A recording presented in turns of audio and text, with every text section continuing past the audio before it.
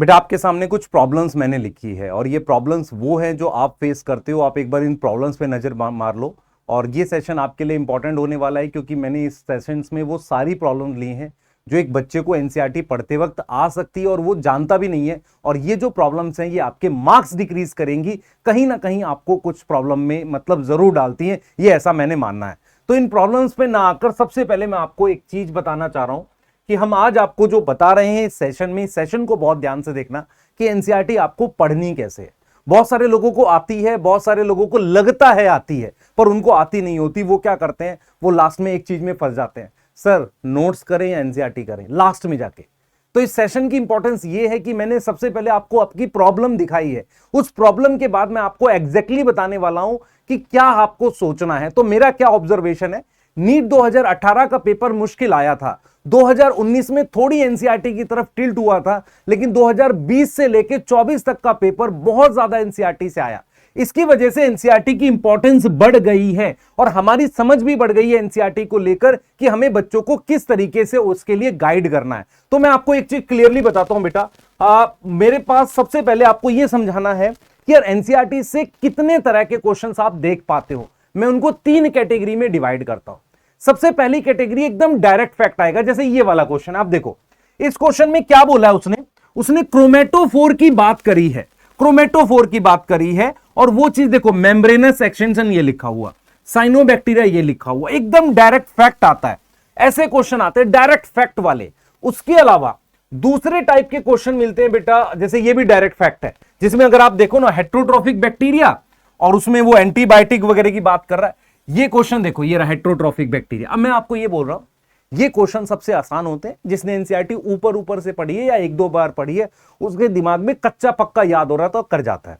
उसके बाद दूसरे टाइप के क्वेश्चन जो थोड़ा परेशान करते हैं वो है मल्टीपल लाइंस।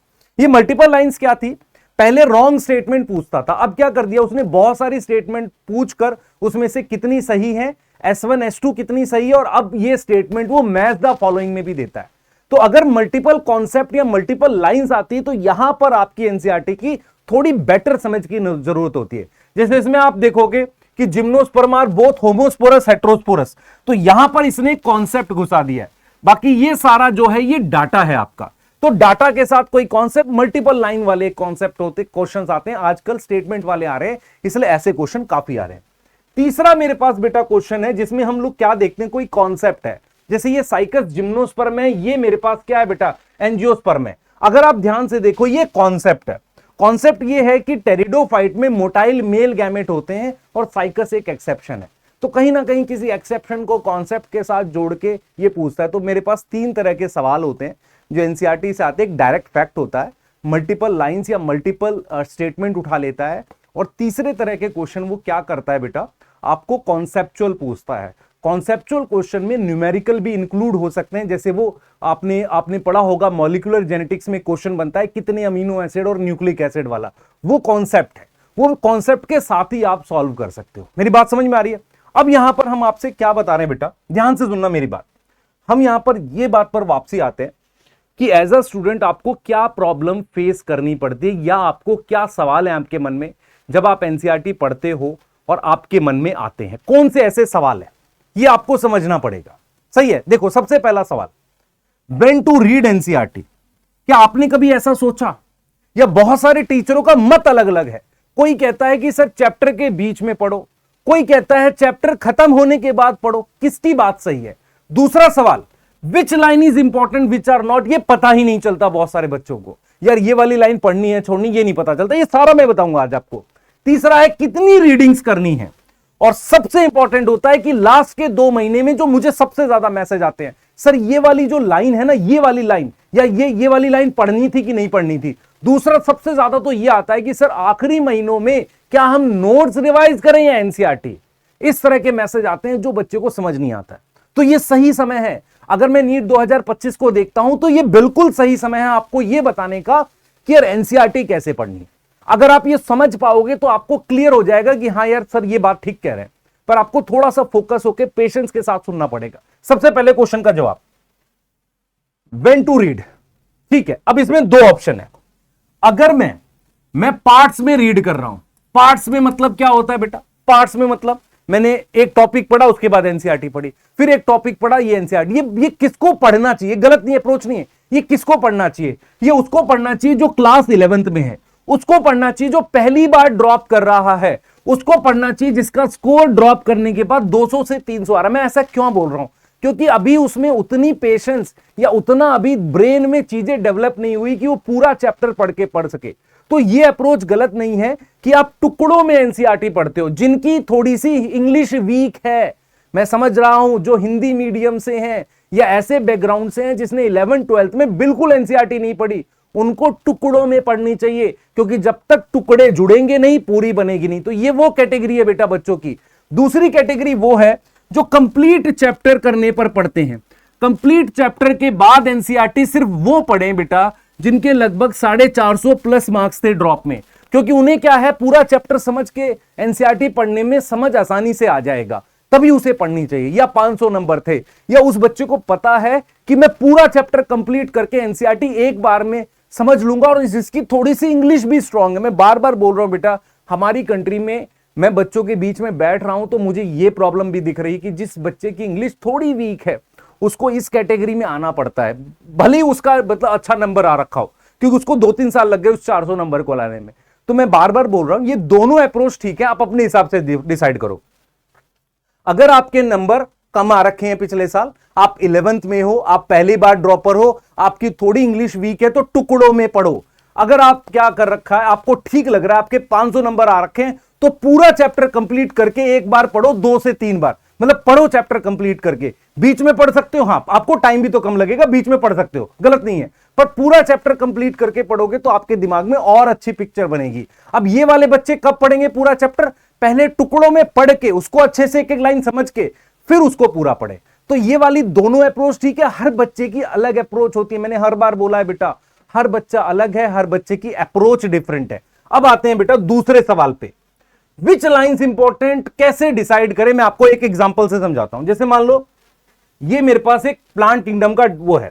अब देखो बच्चों को कहां दिक्कत आती है, जो मैंने फील किया, द मेंबर्स ऑफ फियोफाइसी। अब उसको ये नहीं पता ये फियोफाइसी के मेंबर की किसकी बात कर रहा है, बेटा ये एग्जांपल की बात कर रहा है, ठीक है। Of brown algae found primarily in marine habitat. अब इस पूरी लाइन का एक ही मतलब निकालना है कि ब्राउन एल्गी मैरीन में मिलती है। अब बच्चा क्या होगा, बहुत सारे बच्चे जिनकी इंग्लिश थोड़ी वीक है वो इसको नहीं समझ पाएंगे, इसका क्या मतलब है प्राइमरली। तो आपको क्या करना है बेटा, लाइन का मीनिंग समझने की कोशिश करनी है। मेरी बात समझो, क्योंकि मैं जो आपको बोल रहा हूं, आपको क्या करना है, सबसे पहले क्या डाटा है। तो सबसे पहला डाटा यह है कि जो मेरे पास फियोफाइसी है, फियोफाइसी मतलब ब्राउन एल्गी, फियोफाइसियाई मेरे पास कहां मिलती है, मैरीन में मिलती है। कहां मिलती है, मैरीन में। ये वो डाटा है, इसका मतलब आपको समझ में आना चाहिए। अगर आप इन वर्ड में उलझे रह गए, प्राइमरली ऐसे वर्ड्स में परेशान हो जाओगे। टीचर से पूछ लो, खुद डिक्शनरी में देख लो, आपको आइडिया हो जाएगा कि कौन से वर्ड्स पढ़ने हैं। जैसे आप में से बहुत सारे बच्चे मेरे पास जब लेकर आते हैं, जैसे ये देखो, ये डाटा है, क्लोरोफिल ए सी, ये डाटा है, तो आपने डाटा जरूर याद रखना है। आपने ऐसी लाइनों में नहीं फंसना जैसे दे show great variation in size. अब एक बच्चे को ये नहीं समझ में आएगा, दे शो मतलब इसकी बात कर रहा है, ठीक है। Variation in size and form, ये बात आपको दिमाग में रखनी है। साइज मतलब आकार बड़ा होगा, फॉर्म मतलब फिलामेंटस हो सकती है, ऐसे करके हो सकती है। तो ये नहीं समझ पाएगा यार ये ग्रेट क्यों लिखा हुआ है। तो मैं आपको यही समझा रहा हूं, प्लीज एनसीईआरटी को पढ़ने की अप्रोच ये रखो, सबसे पहले आप उसकी लाइन का मतलब समझने की कोशिश करो और इस तरह के वर्ड्स को अवॉइड कर दिया करो। प्राइमरली, ग्रेट, ये खाली क्या होते हैं, आगे लगा देते हैं एनसीईआरटी कुछ कुछ चीजें बताने के लिए। आप क्या कर सकते हो, थोड़ा बहुत इसे स्टार्टिंग के उसमें इसे अवॉइड कर सकते हो, जाने दे सकते हो, क्योंकि आपको मतलब समझ नहीं आएगा। मुझे इस पूरी लाइन से सिर्फ ये ध्यान रखना है ब्राउन एल्गी मैरीन होती है, इससे मुझे डाटा याद करना है। तो आपको ध्यान रखना है बेटा, कोई वर्ड्स के आसपास घुमा रखा हो ना, उसमें मेन चीज निकालना सीखना है। और ये कैसे आएगा, जब आप टुकड़ों में पढ़ोगे। हेल्प लगेगी टीचर की, हेल्प लगेगी डिक्शनरी की। आप वो एनसीईआरटी वाले सेशंस अगर करना चाहो वहां से कर सकते हो, जैसे आपको ठीक लगे। पर मेरा ये मानना है बेटा, बहुत सारे बच्चे ऐसे हैं जो क्या करते हैं बेटा, वो डाटा और इसमें समझ नहीं पाते, वो इसको रटने लगते हैं, प्राइमरली इन मैरीन हैबिट। तुझे सिर्फ याद करना है ब्राउन एल्गी मैरीन हैबिटाट। इस तरीके से तुझे एनसीईआरटी को पढ़ना है। अगर तेरी एनसीईआरटी वीक है, पहले तू डाटा याद कर ले, उसके बाद लाइनों को आपस में जोड़ने की कोशिश कर। और दूसरी चीज बेटा, एनसीईआरटी समझ के ही याद होगा डाटा। बिना उसके नहीं रटेगा, समझने के बाद। जो लेक्चर्स हम पढ़ाते हैं उसमें एनसीईआरटी समझाते हैं, उसको समझने के बाद करेगा। तो दूसरा सवाल का जवाब, पहले आपको डाटा याद करना है, मीनिंग समझना है, और उसके बाद उन लाइंस पे ध्यान रखना है। लाइंस पूरी पूरी आप नहीं रट सकते, चाहे कोई भी हो, कोई भी बच्चा हो, कोई भी टीचर हो, पूरी पूरी लाइन रटने की जरूरत भी नहीं है, आता भी नहीं है। प्राइमरली वर्ड नहीं याद करना, डाटा याद करना है, उसका मतलब समझना है और उन लाइन को बस दिमाग में बिठाना है। इतना तरीके से एनसीईआरटी पढ़ना है, उन छोटे छोटे वर्ड्स के पीछे नहीं भागना। क्लियर है? अब तीसरा सवाल जो मैंने आपसे पूछा था वो था कि कितनी रीडिंग करनी है। मेरी बात सुनो, जब आप चैप्टर पूरा पढ़ते हो या टुकड़ों में पढ़ते हो, कम से कम 2 रीडिंग आपको तब जरूर करनी चाहिए, उससे आपको हो जाएगा। जब भी रिवीजन करो, और खासकर पहली 2 रिवीजन जो टेस्ट के लिए कर रहे हो, उस वक्त आपको 2 बार पढ़नी है। तो 2 + 2 तो ये हो गया। टेस्ट आपके कम से कम उस टॉपिक के 2 से 3 टेस्ट में वो टॉपिक आएगा, तो आपने 3 बार तब पढ़ ली। लास्ट टाइम में आपको डाटा रिवाइज करना होता है, क्योंकि जब आप इतनी बार पढ़ रहे होते हो तो एनसीईआरटी आपके ब्रेन में एज अ कॉन्सेप्ट सेट हो चुकी होती है। अगर आपने इतनी बार पढ़कर ब्रेन में कॉन्सेप्ट की तरह से सेट है, तो डाटा आपको बहुत जल्दी रिवाइज हो जाएगा लास्ट टाइम पर। मेरी बात समझ में आ रही है? जो बच्चे बेटा, सबसे पहले अगर आप वीक हो तो टुकड़ों में पढ़नी है, टुकड़ों में पढ़ के चैप्टर खत्म होगा उसके बाद भी पढ़नी है। कितनी बार पढ़नी है? 2 से 3 बार तो जरूर पढ़नी है। आपने वो वर्ड्स अवॉइड करने हैं जो फालतू टाइप के हैं, आपको मेन वर्ड्स पे ध्यान रखना है। सर कैसे पता लगेगा? मैं कोई सेशन जरूर रखना स्टार्ट करूंगा इसके एनसीईआरटी वाले, उससे पता लगेगा, मैं हेल्प करूंगा। पर तेरी अगर इंग्लिश वीक है तो बेटा इस कमजोरी को आगे मत आने दे, अपने लड़ उससे, उसके लिए मेहनत करनी पड़ेगी। ठीक है, आगे बात करते हैं। लास्ट के 2 मंथ जो है बेटा, लास्ट के 2 मंथ में आपको क्या करना है? डाटा रिवाइज करना है एनसीईआरटी का। दूसरा, आपने क्या करनी है? बहुत गहरी लाइनें, जैसे आप लोग देखो एक मेंडेलियन में लिखा हुआ है कि हमारे पास जो dominance is not an autonomous feature of gene, split gene की बात मॉलिक्यूलर में लिखी है। तो ऐसी डीप लाइनें, जो डीप लाइन और कॉन्सेप्ट है, ये इसके लिए मैं एक सीरीज भी ला रहा हूं।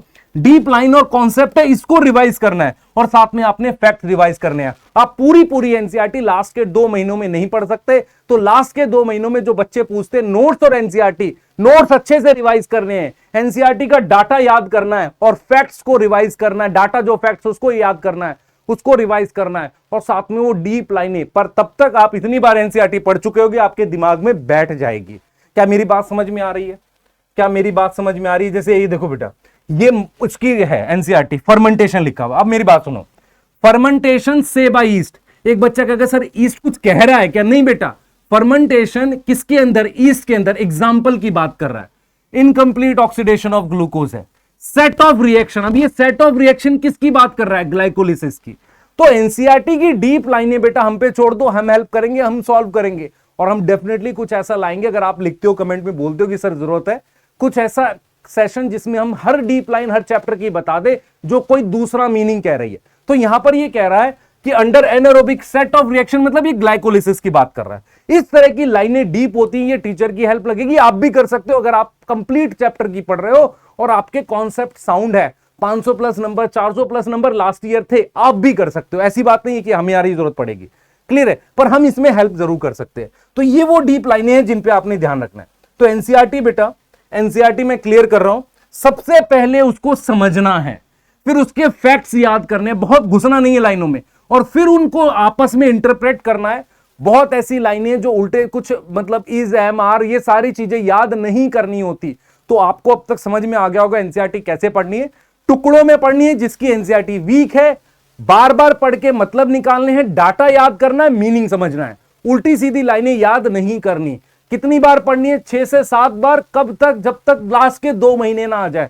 उसके बाद लास्ट के 2 महीने में पूरी नहीं पढ़नी होती बार बार, आपको फैक्ट्स और उसके मीनिंग रिवाइज करने होते हैं। ये राइट अप्रोच है एनसीईआरटी की, बहुत सारे बच्चे यही फॉलो करते हैं। आप मुझे बताना अगर आपका कोई सवाल है, और मैं बिल्कुल श्योर हूं कि शायद अगर आप बोलेंगे तो मैं कुछ ऐसा लाऊंगा, ठीक है, क्योंकि मुझे फील हुआ उस बच्चे के साथ बैठकर कि यार उसको जरूरत है, और ऐसे वो बच्चा नहीं होगा, शायद आप भी हो सकते हैं। ठीक है बेटा, मिलते हैं जल्दी, बाय।